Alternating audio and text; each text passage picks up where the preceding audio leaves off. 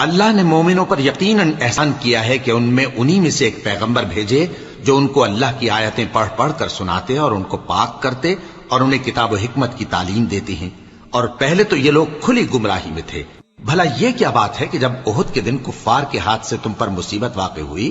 حالانکہ جنگ بدر میں اس سے دگنی مصیبت تمہارے ہاتھ سے ان پر پڑ چکی ہے، تو تم کہنے لگے کہ یہ آفت ہم پر کہاں سے آ پڑی؟ کہہ دو کہ یہ تمہاری ہی شامت اعمال ہے کہ تم نے پیغمبر کے حکم کے خلاف کیا، بے شک اللہ ہر چیز پر قادر ہے۔ اور جو مصیبت تم پر دونوں جماعتوں کے مقابلے کے دن واقع ہوئی سو اللہ کے حکم سے واقع ہوئی، اور اس سے یہ مقصود تھا کہ اللہ مومنوں کو اچھی طرح معلوم کر لے اور منافقوں کو بھی معلوم کر لے۔ اور جب ان سے کہا گیا کہ آؤ اللہ کے رستے میں جنگ کرو یا کافروں کے حملوں کو روکو، تو کہنے لگے کہ اگر ہم کو لڑائی کی خبر ہوتی تو ہم ضرور تمہارے ساتھ رہتے۔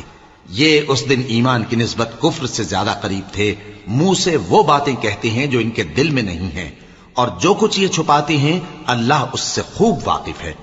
یہ خود تو جنگ سے بچ کر بیٹھ ہی رہے تھے، مگر جنہوں نے اللہ کی راہ میں جانیں قربان کر دیں، اپنے ان بھائیوں کے بارے میں بھی کہتے ہیں کہ اگر ہمارا کہا مانتے تو قتل نہ ہوتے۔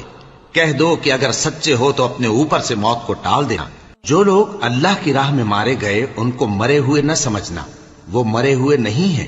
بلکہ اللہ کے نزدیک زندہ ہیں اور ان کو رزق مل رہا ہے۔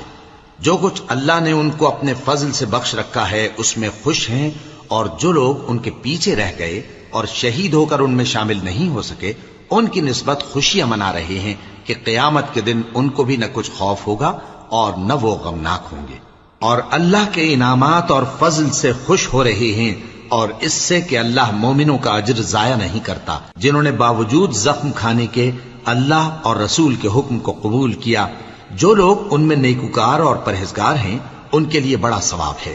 جب ان سے لوگوں نے آ کر بیان کیا کہ کفار نے تمہارے مقابلے کے لیے لشکر کثیر جمع کیا ہے تو ان سے ڈرو، تو ان کا ایمان اور زیادہ ہو گیا اور کہنے لگے ہم کو اللہ کافی ہے اور وہ بہت اچھا کارساز ہے۔ پھر وہ اللہ کی نعمتوں اور اس کے فضل کے ساتھ خوش و خرم واپس آئے، ان کو کسی طرح کا ضرر نہ پہنچا اور وہ اللہ کی خوشنودی کے تابع رہے، اور اللہ بڑے فضل کا مالک ہے۔ یہ خوف دلانے والا تو شیطان ہے جو اپنے دوستوں سے ڈراتا ہے، تو اگر تم مومن ہو تو ان سے مت ڈرنا اور مجھ ہی سے ڈرتے رہنا، اور جو لوگ کفر میں جلدی کرتے ہیں ان کی وجہ سے غمگین نہ ہونا، یہ اللہ کا کچھ نقصان نہیں کر سکتے۔ اللہ چاہتا ہے کہ آخرت میں ان کو کچھ حصہ نہ دے، اور ان کے لیے بڑا عذاب تیار ہے۔